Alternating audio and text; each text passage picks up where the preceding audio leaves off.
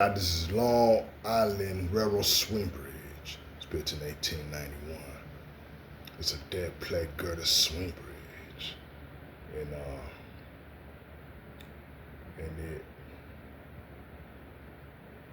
also is used by the New York and Atlantic Railroad. Across the English Keys on near Montrose Avenue, located in Brooklyn, New York.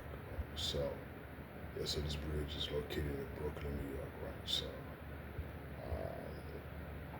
yeah, and this bridge is closed shut, right? It's a swing for boats and ships and whatnot, and it's closed.